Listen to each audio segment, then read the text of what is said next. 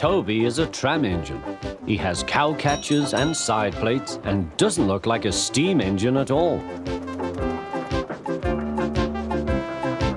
He takes trucks from farms and villages to the main line and is cheerful to everyone he meets.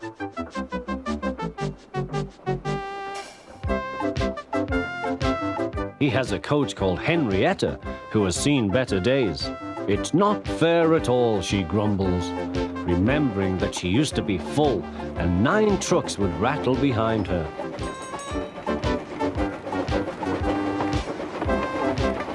Now there are only 3 or 4, but the farms and factories send their goods mostly by lorry.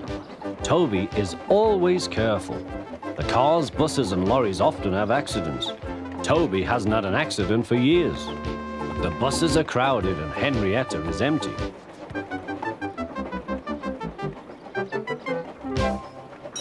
A lady and a stout gentleman stood on Toby's platform. He was, of course, the fat controller, but Toby didn't know this yet. "Come on, grandfather," cried the children. "Do look at this engine." "That's a tram engine, Stephen," said the fat controller.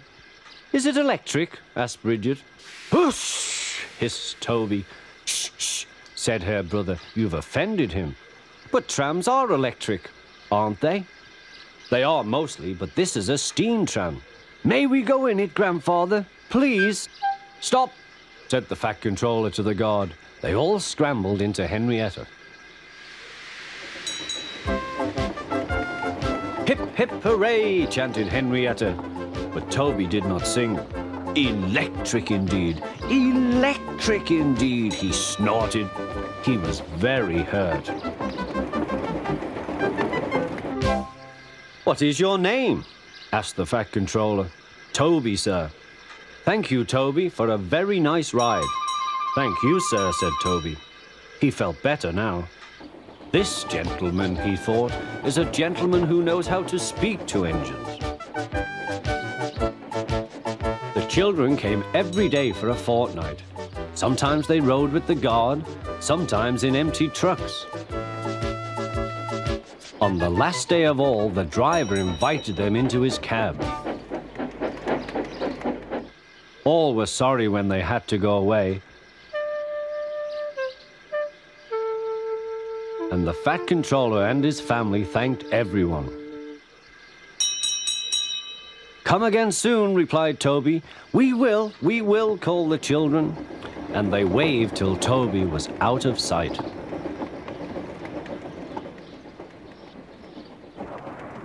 The months passed. Toby had few trucks and fewer passengers. "Our last day, Toby," said his driver one morning. "The manager says we must close tomorrow." That day, everyone wanted the chance of a last ride. The passengers joked and sang, but Toby and his driver wished they wouldn't.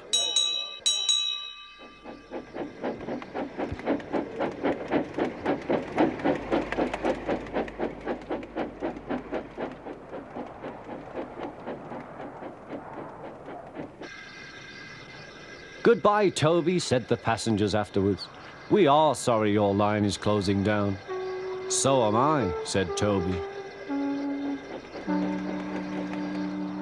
Nobody wants me, Toby thought, and went unhappily to sleep. Next morning, the shed was flung open, and he woke with a start to see his driver waving a piece of paper. "Wake up, Toby," they shouted, "and listen to this. It's a letter from the Stout gentleman." Toby listened but I mustn't tell you any more, or I shall spoil the next story.